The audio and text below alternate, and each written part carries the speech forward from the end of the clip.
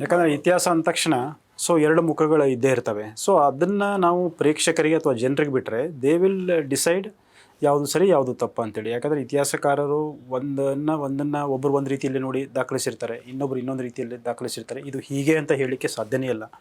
So difference of opinion ಇದ್ದೇ ಇರುತ್ತೆ. ಯಾಕಂದರೆ ಅವ್ರವ್ರ ಪರ್ಸೆಪ್ಷನಲ್ಲೇ ಅವರು ರೆಡಿ ಮಾಡಿರ್ತಾರೆ. ಅದೇ ರೀತಿ ನಿಮ್ಮ ಕರಾವಳಿ ಭಾಗದಲ್ಲೇ ತೊಗೊಳ್ಳೋದಾದರೆ ಸೊ ಕೆಲವೊಂದು ಸೋಷಿಯಲ್ ಏನು ಸಾಮಾಜಿಕ ಪಿಡುಗು ಅಂತೀರ ಅಥವಾ ಅಂಧಶ್ರದ್ಧೆ ಅಂತೀರ, ಆಚರಣೆಗಳಂತೀರ, ಅವು ಕೆಲವೊಂದು ಇದ್ದೇ ಇದ್ದಾವೆ. ಮಡೆ ಸ್ನಾನನೂ ಇರ್ಬೋದು.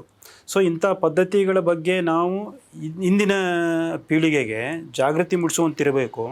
ಅದೊಂದು ಸಂಪ್ರದಾಯ, ಅದನ್ನೇ ಮುಂದುವರಿಸಿ ಅಂತ ಹೇಳೋ ರೀತಿಯಲ್ಲಿ ನಮ್ಮ ಸಿನಿಮಾನೋ ನಮ್ಮ ಮನಸ್ಥಿತಿಯೋ ಇತ್ತಂದರೆ ಸೊ ಅದು ಸೊಸೈಟಿಗೆ ಏನು ಮೆಸೇಜ್ ಕೊಡುತ್ತೆ ಅಂತ ಬದಲಾವಣೆಗಳನ್ನ ತೋರಿಸ್ಬೇಕು ಸರ್. ಯಾಕಂದರೆ ಈಗ ನಮ್ಮಲ್ಲಿ ಭೂತಾರಾಧನೆಯನ್ನೇ ಒಂದು ತಗೊಳ್ಳೋದಂತಾದರೆ ಅದರ ಬಗ್ಗೆ ಹೆಚ್ಚು ಸ್ಟಡಿ ಆಗಿಲ್ಲ ಸರ್.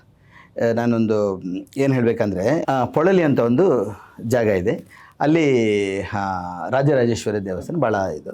ಅದನ್ನು ಆ್ಯಕ್ಚುಲಿ ಒಬ್ಬ ಸುರತರಾಯ ಅಂತ ಕೇರಳದ ಒಬ್ಬ ರಾಜ ಕಟ್ಟಿಸಿರುವಂಥದ್ದು. ಅದು ಹಿಮಾಲಯಕ್ಕೆ ಹೋಗಿ ತಪಸ್ಸು ಮಾಡಿ ಅಲ್ಲಿನ ರಾಜರಾಜೇಶ್ವರಿ ದೇವಿಯನ್ನು ಕರ್ಕೊಬಂದು ಇಲ್ಲಿ ಮಾಡಿದಾರಂತ. ಬಟ್ ಅವನು ಆ ಕೆಲಸ ಮಾಡ್ತಾ ಇರಬೇಕಾದ್ರೆ ಅಲ್ಲಿ ಪೊಳಲಿಯನ್ನು ಚೆಂಡು ಅಂತ ಭಾಳ ಅದು ವಿಜೃಂಭಣೆಯಿಂದ ಮಾಡ್ತಾರೆ. ಸಾವಿರಾರು ಜನ ಅಲ್ಲಿ ಸೇರಿಕೊಂಡು ಚೆಂಡನ್ನು ಆಟ ಆಡ್ತಾರೆ. ಓಕೆ, ಆ ಚೆಂಡಿನ ಕಲ್ಪನೆ ಏನಂದರೆ ರಂಜಕಾಸುರ ಅಂತ ಒಬ್ಬನ ಅಸುರನ ತಲೆ. ಆ ರಂಜಕಾಸುರ ಇವತ್ತಿಗೂ ಅಲ್ಲಿ ಪೊಳಲಿಯ 30 ದಿನದ ಜಾತ್ರೆ ಆರಂಭ ಉದ್ಘೋಷಣೆ ಮಾಡಲಿಕ್ಕೆ ಆ ಡಂಗೂರ ಹೇಳಲಿಕ್ಕೆ ಕಂಠೆ ಹಿಡ್ಕೊಂಡು ದೈವ ಬರುತ್ತೆ.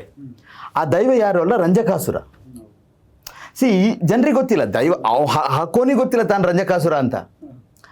ಓಕೆ, ಅವನು ಈ ರಂಜಕಾಸುರ ಸುರತರಾಯನು ದೇವಸ್ಥಾನ ಕಟ್ಟದ ರೀತಿಯಲ್ಲಿ ತುಂಬ ತೊಂದರೆ ಕೊಟ್ಟಿದ್ದ. ಅದಕ್ಕೆ ದೇವಿ ಕಥೆ ಬರುತ್ತೆ. ಯಾವುದೋ ಒಂದು ಹಿಸ್ಟಾರಿಕಲ್ ಬ್ಯಾಕ್ಗ್ರೌಂಡ್ ಅಂತ ಇದ್ದೇ ಇದೆ ಅದಕ್ಕೆ. ಯಾಕಂದರೆ ಇವತ್ತಿನವ್ರಿಗೆ ನಡೀತಾ ಇದೆಯಲ್ಲ, ಇವತ್ತು ದೈವ ಬಂದು ಇವತ್ತು ಚೆಂಡು ಆಡ್ತಾರೆ. ಸೊ ಇದೆಲ್ಲ ಏನು ಗೊತ್ತು ಸರ್, ಈ ಸ್ಟಡಿ ಆಗದಿರೋದಕ್ಕೆ ಅದನ್ನು ಬೇರೆ ರೂಪ. ಹೇಗಂದರೆ ಈ ದೈವ ಕೋಲ ಮಾಡುವವರು ಕೂಡ ಅದರ ಬಗ್ಗೆ ಆಳ ಅಭ್ಯಾಸ ಇಲ್ಲದ್ರಿಂದ ಈ ಥರ ಆಗ್ತಾಯಿದೆ ಹೊರತು. ಹಾಂ, ಈಗ ಇವು ಮಾಡಿದ್ದು ಸರಿ ತಪ್ಪು ಅಂತ ವಾದ ನಡೀತಾ ಇದೆ, ಅಥವಾ ಅದು ಮಾಡಲೇಬಾರ್ದು ದೈವಾರಾಧನೆ ರೀತಿ ಇದೆ ಹೀಗೆ ಅಲ್ವೇ ಅಲ್ಲ. ಆ ಬಗ್ಗೆ ಯಾರಿಗೂ ಹೆಚ್ಚಿನ ಜ್ಞಾನ ಬಹುಶಃ ಸ್ಟಡಿ ಮಾಡಲೇ ಇಲ್ಲ ಅಂತ ಕಾಣ್ತಾ ಇದೆ. ಯಾಕಂದ್ರೆ ಸ್ಟಡಿ ಮಾಡಿದರೆ ಅವರು ಈ ಥರದ ಒಂದು ಏನೋ ಕನ್ಕ್ಲೂಷನ್ಗೆ ಅವರು ಬರ್ತಿರ್ಲಿಲ್ಲ. ನೋ ಉತ್ಪ್ರೇಕ್ಷೆ, ನೋ ಊಹಾಪೋಹ. ತಾಜಾ ಸುದ್ದಿ ನಿಖರ ಮಾಹಿತಿಗೆ ಬ್ರೌಸ್ ಮಾಡಿ ವಿಜಯವಾಣಿ.net. QR ಕೋಡ್ ಸ್ಕ್ಯಾನ್ ಮಾಡಿ ಆಪ್ ಡೌನ್ಲೋಡ್ ಮಾಡಿಕೊಳ್ಳಿ.